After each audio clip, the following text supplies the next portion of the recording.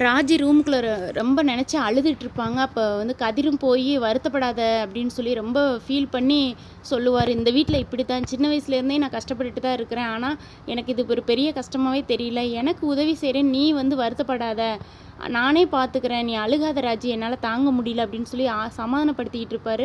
மாமா கிட்ட சொல்லணும்லாம் மறைக்கணும்னா நான் நினைக்கல அப்படின்னு எனக்கு தெரியும் அப்படின்னு கதிர் சொல்லி சமாதானப்படுத்தி தண்ணி கொடுத்துருவாரு. ராஜியும் குடிச்சிட்டு சமாதானம் ஆயிடுவாங்க. கிச்சனில் மீனாவோட மாமியார் பிள்ளைங்களை பிடிச்சி எப்படி திட்டாரு, அதுங்க எவ்வளோ மனசு உடஞ்சி போயிருக்கோம் அப்படின்னு சொல்லி புலம்பிக்கிட்டேவும் காய்கறியெல்லாம் கட் பண்ணிக்கிட்டு இருக்கிறாங்க. அப்போ திடீர்னு மீனாவும் ராஜியும் கிச்சனுக்கு வர்றாங்க. எப்படி உங்களை திட்டாருடி, என்னால் தாங்கவே முடியல, நீங்கள் வருத்தப்படாதீங்க, அவர் இப்படி தான் அந்த வீட்டில் நான் எவ்வளோ வருஷமாக இருக்கிறேன், எப்படி வெடுக்கு வெடுக்குன்னு பேசுகிறாரு, என்னாலேயே தாங்க முடியல, நீங்கள் எப்படி தாங்குவீங்க அப்படின்லாம் சொல்லி வேதனைப்பட்டுட்டு இருக்கிறாங்க. இந்த பக்கம் தங்கமயில் பார்த்தீங்கன்னா அவங்க அம்மாவுக்கு ஃபோன் பண்ணி, அம்மா இங்கே ஒரு சம்பவம் நடந்துருச்சு, இந்த மாதிரி நான் எங்கள் மாமனார்கிட்ட சொல்லிட்டேன், அது தப்பு இல்லையாம்மா அப்படின்னதும், தப்பே இல்லடி, நீ வந்து அவங்க மாமனார்கிட்ட நல்ல பேர் எடுக்கணும், ஏன்னா எப்படியும் அந்த வீட்டில் பொம்பளைங்க சப்போர்ட் உனக்கு கிடையவே கிடையாது, உங்கள் மாமனார் சப்போர்ட் இருந்தால் தான் அந்த வீடே உன் கைக்குள்ளே வரும் அப்படின்னு அவங்க அம்மா பேசிக்கிட்டு இருக்காங்க மயில்கிட்ட.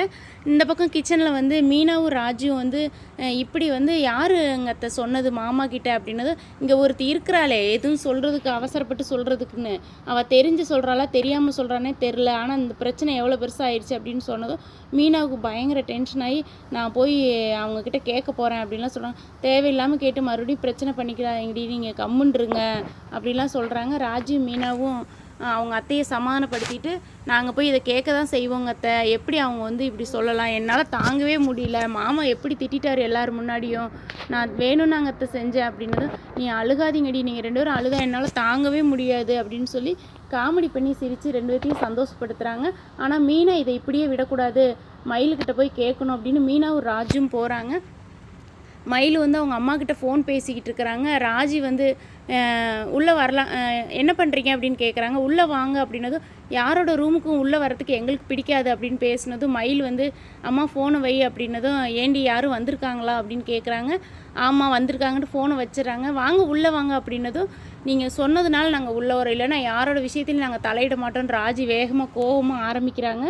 எதுக்கு மாமா கிட்ட இந்த விஷயத்தை பற்றி சொன்னீங்க, நான் டியூஷன் எடுக்கிற விஷயத்தை அப்படின்னதும், இல்லை நான் தெரியாமல் அப்படின்னு, நீங்கள் சொல்கிறேன்னு தான் சொன்னீங்க, ஆனால் சொல்லலை, அதனால தான் நான் சொன்னேன், இந்த பாருங்கள் மயில், நீங்கள் வந்து வீட்டுக்கு மூத்த மருமகளாக நடந்துக்கோங்க, எங்கள் விஷயத்தில் தலையிடுற வேலை வச்சுக்காதீங்க, நாங்கள் எப்போ சொல்லணும் எப்படி சொல்லணுங்கிறது எங்களுக்கு தெரியும், மாமா கிட்ட இதோட எத்தனை வாட்டி எங்களை திட்டு வாங்கி கொடுத்துட்டீங்க, நாங்கள் திட்டு வாங்குறதுனால உங்களுக்கு என்ன கிடைக்கிது, வீட்டுக்கு மூத்த மருமகளாக நீங்களாட்டுக்கு நீட்டாக நடந்துக்கோங்க, இந்த மாதிரி நடந்து எங்களை மனசை வருத்தப்பட வைக்காதீங்க, இதுதான் நீங்கள் எங்கள் விஷயத்தில் கலந்துக்கிற லாஸ்ட் விஷயமா இருக்கணும் அப்படின்னு சொல்லி பயங்கரமாக திட்டிட்டு ராஜி மீனாவும் போயிடுறாங்க.